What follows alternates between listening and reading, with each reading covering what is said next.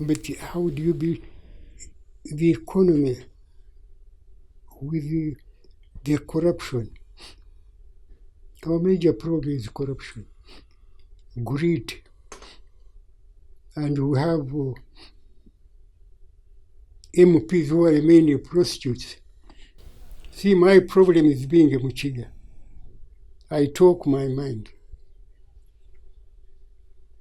So, in politics, you don't talk your mind.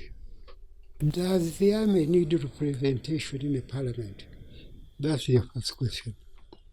Number two, when you get into parliament as an army, then you become a politician because you are going to either support or oppose political decision. I thought a professional army would influence the decision through the Army Council rather than in Parliament. Because in Parliament you have got six sides, and in Parliament it's politics that you vote upon. Now it's to square one. But who will front then the ideas, the opinions of the army in Parliament? The army is represented by the ordinary member of Parliament. Number two, there is an army council. There is the chief command-in-chief. I think those venues are enough to express what the army thinks.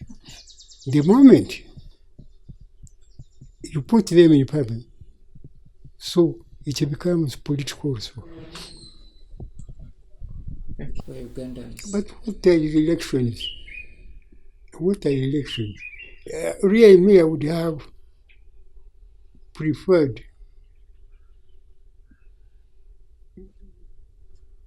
him continuing and creating cadres who might take over. Because, say, without him, I look at the NRM getting to the Obote of 64, UPC of 64. They won.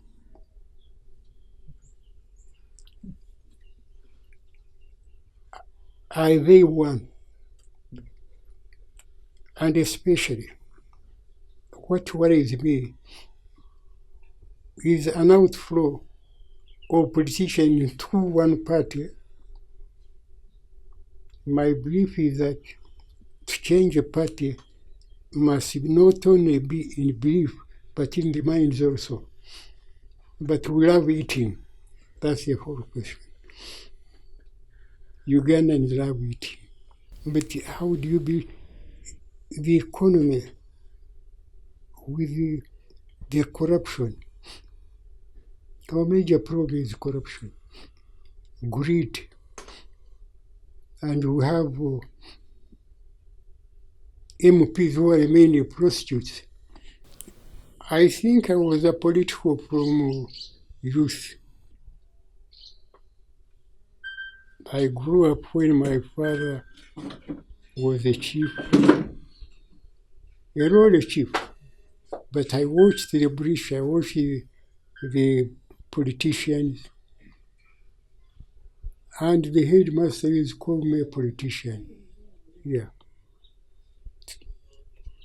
Give us the clear picture of how the Ugandan army looked like before independence. Oh, very disciplined. Under the British, it was very disciplined. And then it took a turn when a competition between Amin and Opolot set in, and it led to the mutiny of 1964. And it also influenced some political decisions. I normally believe the rivalry between Amin and Opolot created the 1966 crisis and the mutiny of 64. Yeah. We are looking at an army which had very few elites, very few uneducated Ugandans. How was it easy to manage a country? It was, I think the British, if you read my book, I think the British did it intentionally. And from the army side, I don't think we were prepared for the independence. Because just as we're entering the independence period, that's when they thought of sending a cadet to train as an officer. And prior to that, a few months before, they promoted the illiterates, commissioned them. What was in the mind of the British or the Ugandans, I don't know. But I think it was inept. Yes. The fightings between, like you said, Oporot and Amin, this continued even in the governments of Obote. Yes. Obote 1 and 2. You see, what I think, they wanted the godfathers.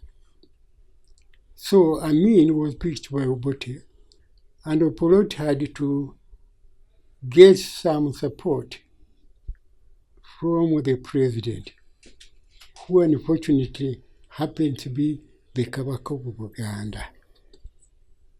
It was unfortunate, but it has led to many political failures in this country. Yeah. We are talking of 62 years of independence of Uganda. Of course, the post-colonial times of Uganda has been written all over, everywhere, the turmoils. Then we need to know really, how has Uganda been in position to learn from the post-independence mistakes to drive us where we are today? Or are we even likely to fall back in what happened in 60 years ago? My view is that Ugandans don't learn from history. We are continuing committing the same mistakes we committed in 65, 66, 71, 79. Nobody could think the UNLF could fall into the same trap after independence.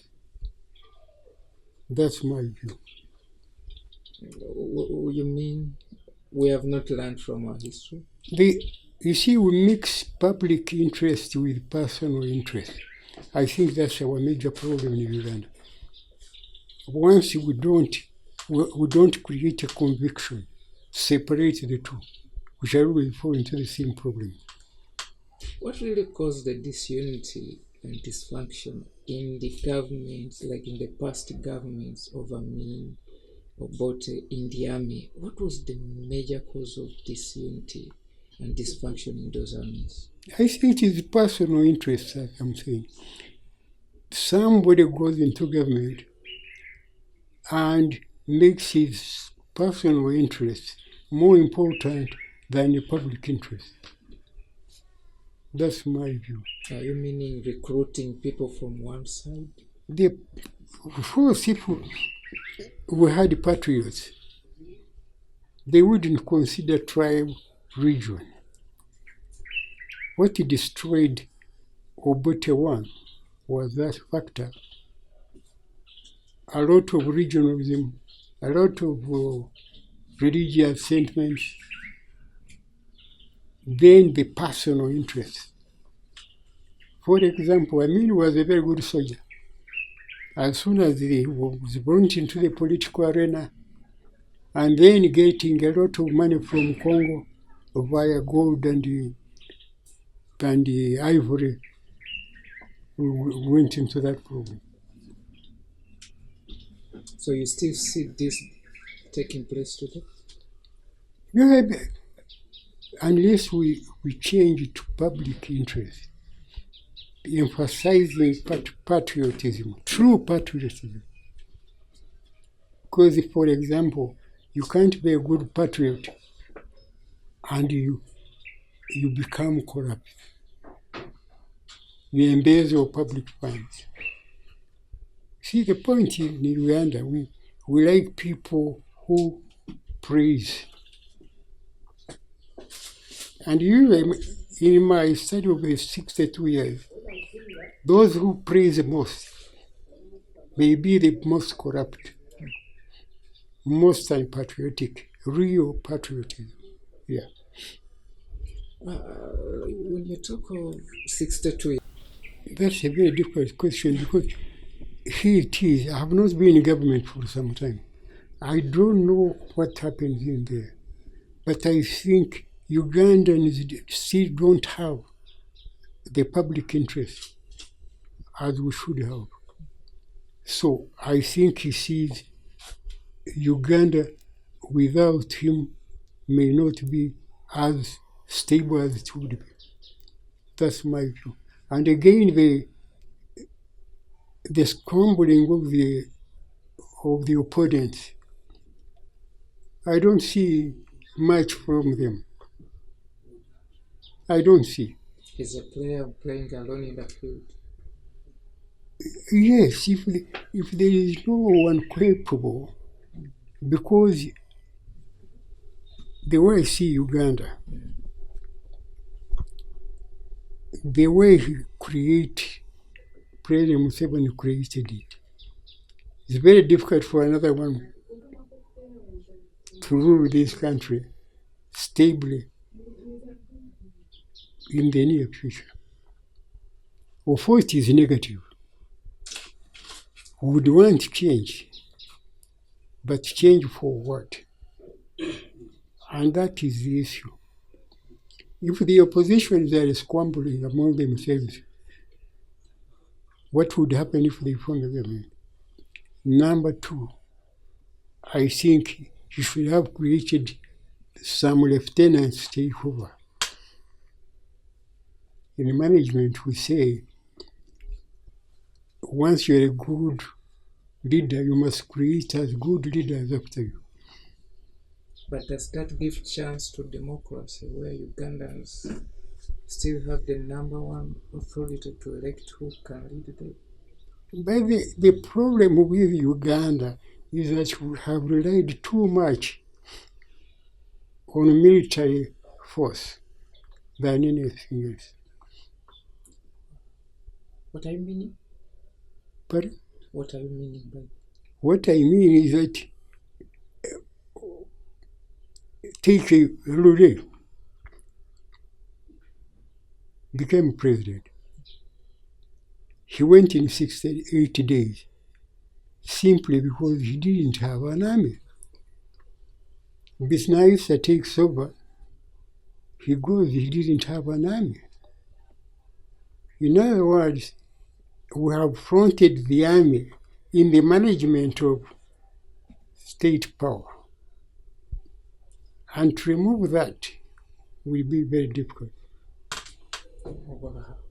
That's very interesting. Then we did talk about that they have built a very strong, united, disciplined, educated, able army. Do you see that? I think the problem is professionalism. Under the British, there was a lot of real discipline because the officers themselves were disciplined. As soon as the politics went in and the public interest went down, then indiscipline set in. We may say UPDF is disciplined because it is not committing certain things. But then, if President Museveni is not there, tell me what would happen to that discipline. They will shift the goalposts. Yeah, that is the question. But then how do we guard this? How do we... Because we have brought politics into the army, into the armed forces. Anybody would want a pledge of support from the top. Now, once that's set in, then discipline is difficult to instill. I'll give you an example.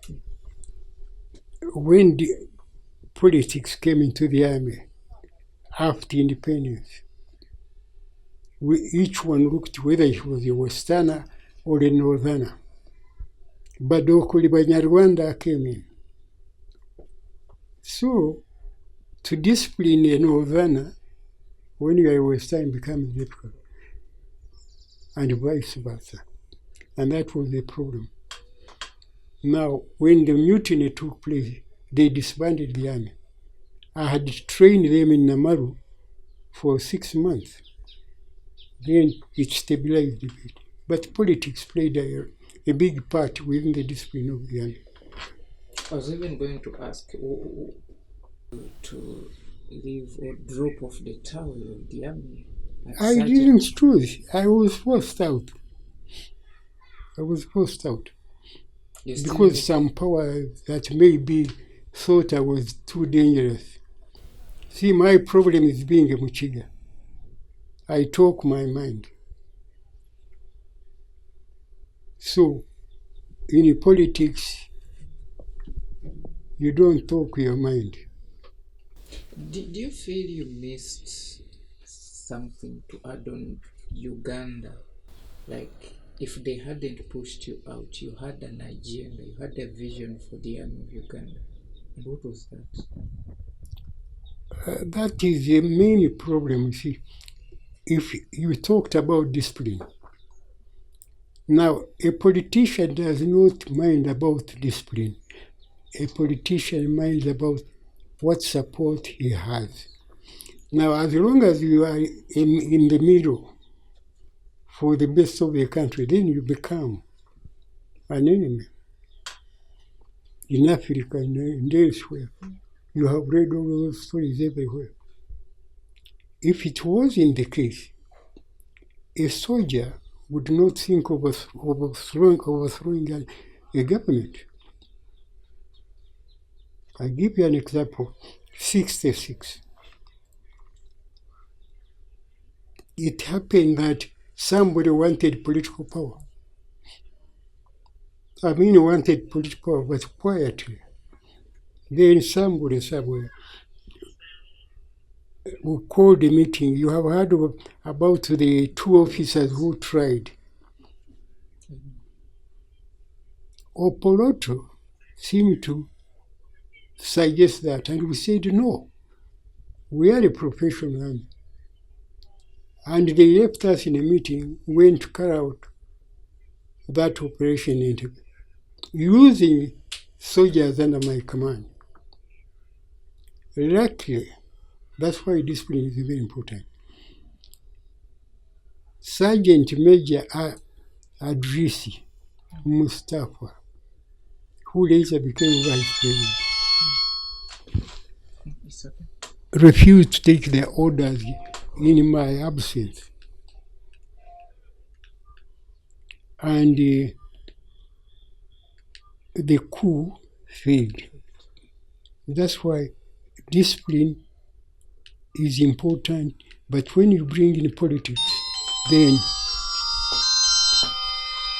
it's very difficult to enforce. If Mustafa had not been a disciplined soldier, then Uganda's politics could have changed that. So in simple terms, you're saying 62 years, 38 years of NRM, if we don't keep politics away from the men in uniform, we haven't seen much of what happened in the past. But they are already political. You can't talk discipline when a senior officer says, I support this. Like it or not, it cannot be. It is what we call indiscipline in the army. But a politician would like that, would love that. And we love that. Any politician within the opposition, they would. But then the army shouldn't allow to go into politics. They should shed their uniform and go to compete like in What holds for Uganda in the future? Pardon? What holds for Uganda in the future? Like when you see what is happening today, if you put on those glasses, do you see a better Uganda ahead? If it depends upon President Museveni, how he looks at it, the legacy he might leave. If we had continued in a Koboti one, I think Uganda would be very far. But we have got greedy politicians. They say what they don't mean. They do what they wouldn't. Otherwise, you wouldn't see Parliament voting an increase of their salaries when there are not enough medicines in hospitals. That's the catch. Are they with Ugandans or they are with their stomachs? You can't be the country that, in my view, that's my personal view. And I think it would be better if the president could divorce himself from the forces, the grip on the forces, before when he leaves power. We have already been told that there won't be any civilian government after him. What then? It's very tricky. Hmm? Very tricky. Yeah, that's why it's very, very difficult to know what is in the future. That's my view. But of course, for them in government, they will tell you they have already put in place systems. There's 5-year election happening where Ugandans. But what are elections? What are elections? Really, me, I would have preferred him continuing and creating cadres who might take over. Because, say, without him, I look at the NRM getting to the Obote of 64, UPC of 64. They won.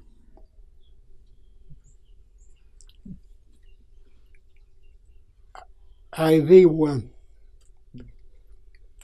And especially, what worries me is an outflow of politicians into one party. My belief is that to change a party must not only be in belief, but in the minds also. But we love eating. That's the whole question. Ugandans love eating. Okay, I'll rewind. Yeah.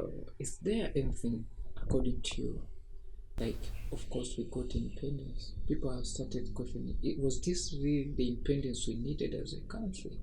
We talk of not only political independence, but look at the economy. Are we really independent as such? Do you really feel the independence? Economically, I think we are not. We are not fully independent. But if we had kept on 19, the first Obote government would be completely independent. But Amin comes in, whom Obote thought was a fool. I remember I won them 65. Amin wants to remove the government. I became the victim. They threw me out. But how do you be the economy with the corruption? Our major problem is corruption, greed, and we have